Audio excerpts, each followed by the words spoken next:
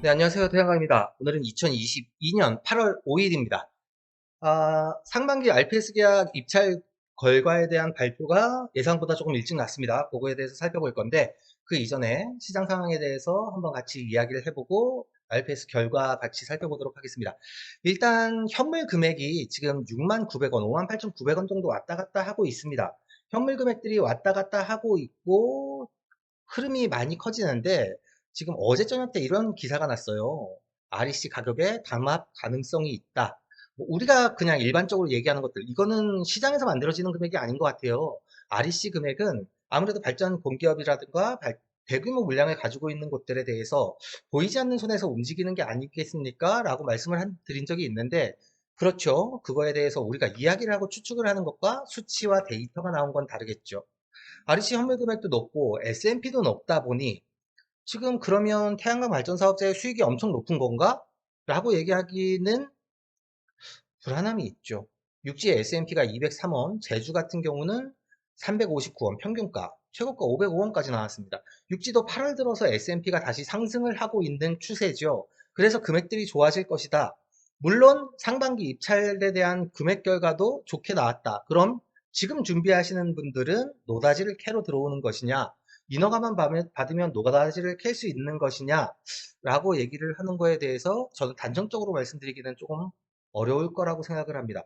너무 정책적으로 휘둘리는 것들이 많다 보니 그 하나만을 가지고 하나만 기준이라고 이야기를 하고 업무에 들어오기는 어려울 것 같아요. 상반기 입찰이 끝나면 모듈 가격들이 많이 내려갈 수 있을 겁니다라고 제가 말씀을 드린 적이 있습니다. 왜냐하면 탄소인증제에 대한 역할이 작아진다.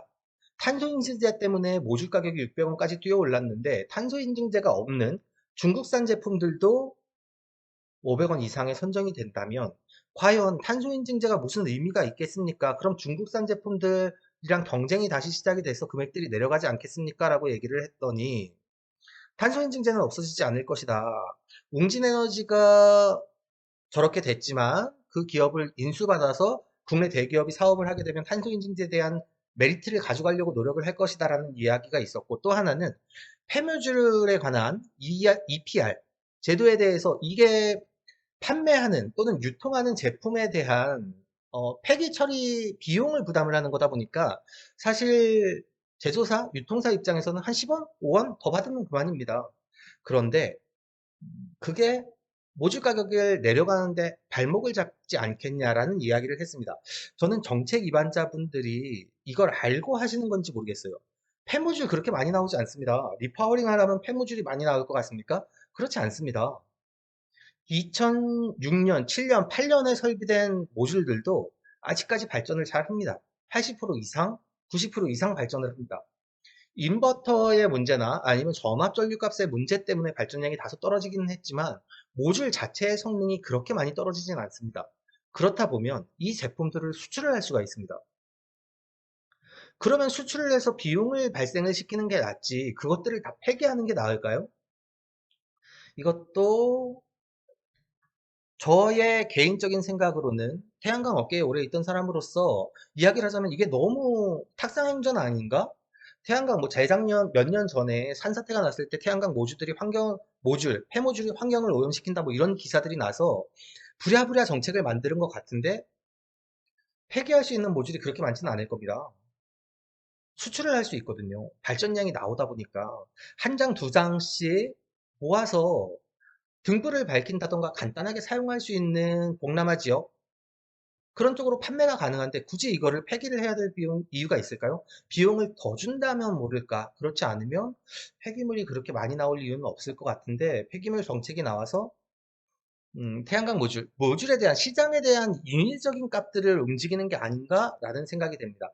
되게 다음으로 상반기 태양광 고정가격 계약 경쟁 입찰 사업자 선정 결과가 났습니다.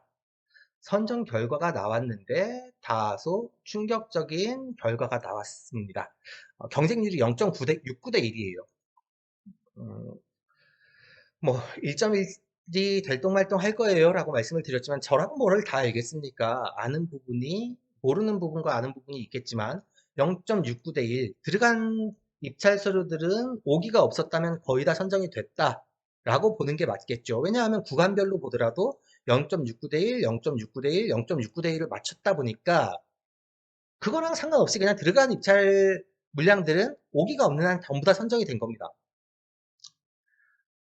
평균 낙찰가가 100kg 미만에 15만 7천 원, 500kg 미만에 15만 4천 원, 3메가 미만에 15만 4천 원. 무슨 뜻인지 아십니까?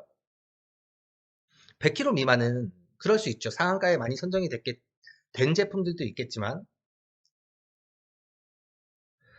보세요. 기존 시장이랑 신규 시장이랑 금액들이 별로 차이가 나지 않지 않습니까? 많이 나지, 20원, 10원, 20원 차이 나지 않습니까?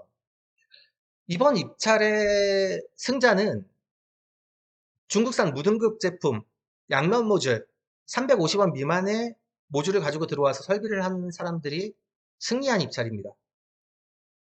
반대로 1등급 제품을 써야 한다, 2등급 제품을 써야 한다라고 생각을 하고 설비를 하신 분들, 태양광 모듈을 와트당 600원씩 구입을 하셨거나 550원 이상 구입을 하신 분들이 많으시겠죠.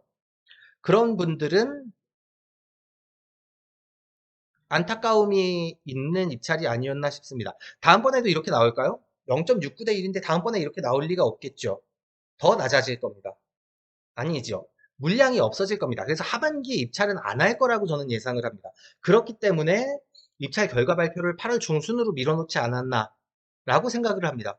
0.69 대 1이 나왔는데 다음번에는 어차피 상한가에 전부 다 선정이 된다라고 하면 FIT랑 다를 게 없습니다.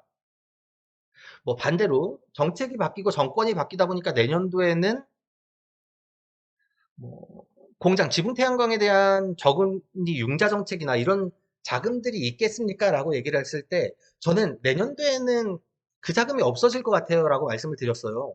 정책이 바뀌었다 보니까 정권이 바뀐 거에 따라서 정책이 따라가야 되는 거죠. 그래서 그런 것들도 어려워지지 않을까요? 라고 예상을 했는데 위기 속에 기회가 있다고 해야 할까요? 아니면 용감한 자가 승리를 했다고 해야 할까요?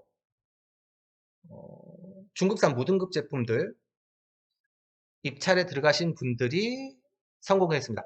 관련된 내용은 제가 영상 하단에 주소도 전부 다 남겨드릴 겁니다. 지금 금액들이 거의 메가급도 150원 이상대에 선정이 된 걸로 보이고 무등급 제품들도 좋은 가격에 선정이 다 된 걸로 보입니다. 이 부분에 대해서 우리가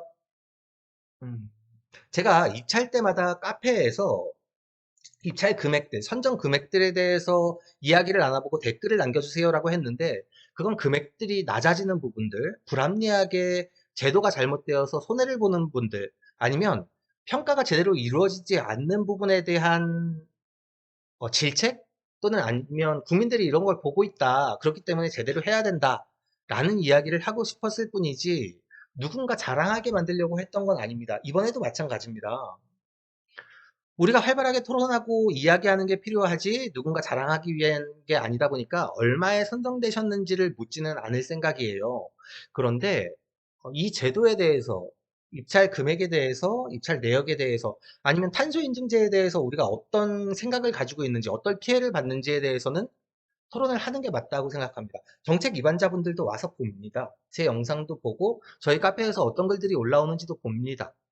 근데 어차피 공무원분들이 2, 3년에 한 번씩 자리를 옮겨 다니다 보니까 크게 책임을 지실 일이 없을지도 모르겠지만 무언가 잘못되어 가고 있는 것 같다. 제가 말씀드린 것처럼 그러면 하반기에는 무조건 중국산 무등급을 또 쓰면 되냐?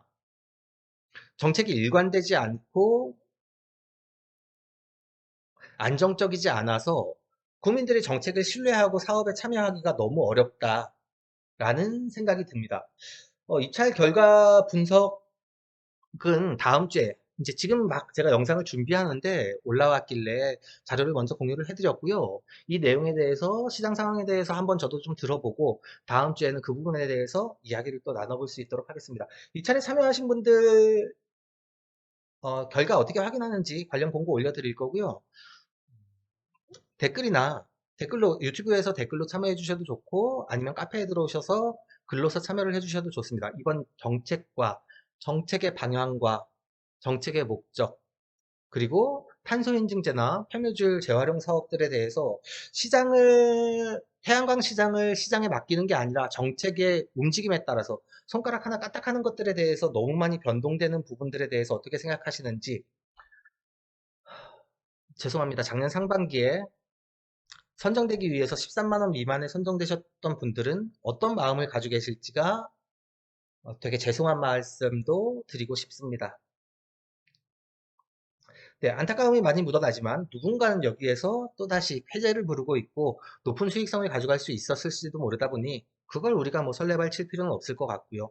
조용히 취할 것들은 취하고 올바르지 않게 진행되고 있는 것들에 대해서 목소리를 내고 바르게 잡아갈 수 있어야 될 거라고 생각합니다.